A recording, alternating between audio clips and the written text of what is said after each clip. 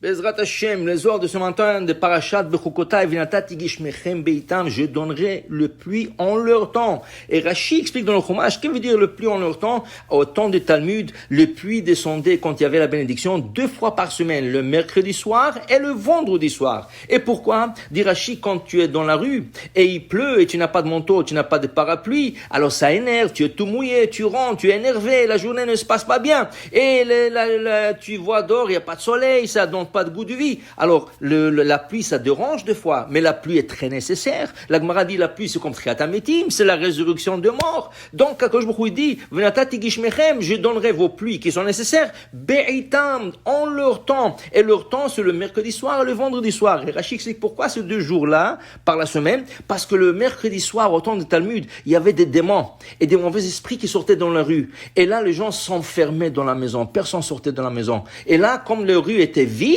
quand je vous dis, j'envoie la pluie. Le vendredi soir, après le repas de Shabbat, qui c'est qui a la force de sortir? Alors, tu termines, tu fais de Birkat Amazon, des fois endormi, la moitié des Birkat Amazon, et là, tu rentres directement dans le lit, tu vas dormir. Alors, comme les gens ne sortent pas ni le mercredi, ni le vendredi, quand je vous dis, je enverrai le pluie 2 fois par semaine, et ça suffirait pour toute la semaine. C'est la bénédiction de la semaine. De là, on comprend que chaque chose est là à son moment. Là, Rabbi Shimon Bar Yochai, il nous enseigne, comme moi j'envoie la pluie en son temps, ainsi, vous allez envoyer votre don aux pauvres, comme il est écrit, Veshamru derech Adonai la'asot tzedaka mishpat. Rabbi Shimon Bar Yochai dit, donner la pluie et revivre la végétation, c'est comme donner la tzedaka et faire revivre le pauvre. Alors il dit ici, Rabbi Shimon, Bacha Rabbi Shimon, quand il est arrivé à ce passage, il pleurait et il disait, si les gens comprenaient l'importance de donner la tzedaka aux pauvres,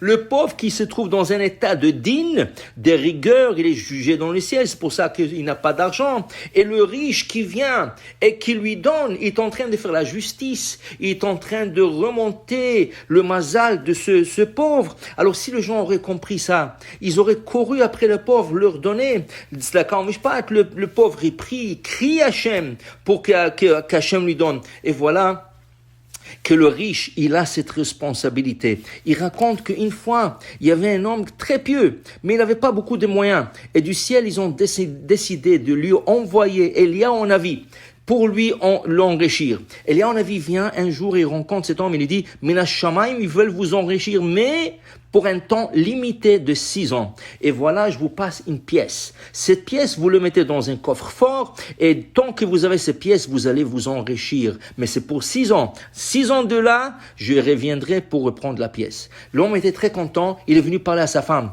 Et sa femme lui dit, mais qu'est-ce que ça veut dire? Après 6 ans, quand ils reprennent la pièce, est-ce qu'ils vont redevenir pauvres encore? Est-ce que la bénédiction va rester? On ne sait pas. Mais là, il a décidé de faire quelque chose d'extraordinaire. Il a dit, donne-moi un cahier.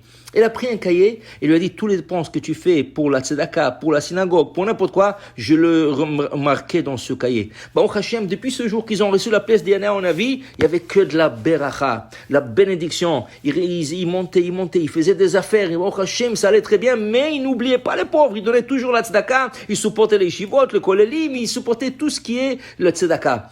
Et là, 6 ans plus tard, qui sont écoulés très vite, vous savez, 6 ans, c'est pas beaucoup de temps, même si on pense que c'est beaucoup de temps, ça passe très vite.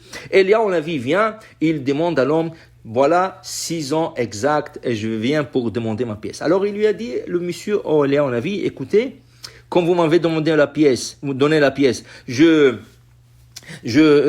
parlais à ma femme, donc on ira à la maison ensemble et je vais demander à ma femme qu'on donne la pièce. Quand ils sont arrivés à la maison, voilà, il a présenté, ça c'est Elia, on a vu, on a le scrut de le voir, mais il demande sa pièce. Alors la femme a dit, écoutez, j'ai un cahier ici.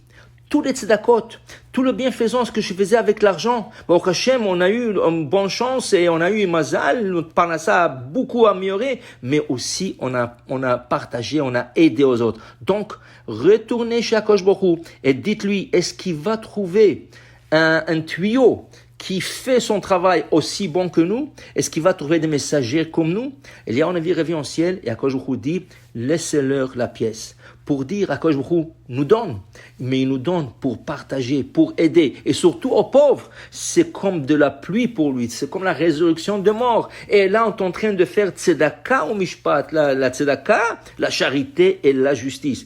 Pour dire que Rabbi Shimon Bar Yochai, il pleurait et il disait, les gens doivent comprendre, donner la tzedaka, c'est très important. Comme il a dit le maître de Rabbi Shimon Bar Yochai, Rabbi Akiva, ou tzedaka tasil mimavet. La tzedaka, elle peut te sauver même de la mort. La tzedaka, elle peut t'aider. La tzedaka, elle fait beaucoup de choses. Il faut pas avoir peur de donner la tzedaka. On n'est pas là pour rien que ramasser. On est là pour ramasser et partager et, Hashem, donner un équilibre dans ce monde. Et c'est là la vraie bracha.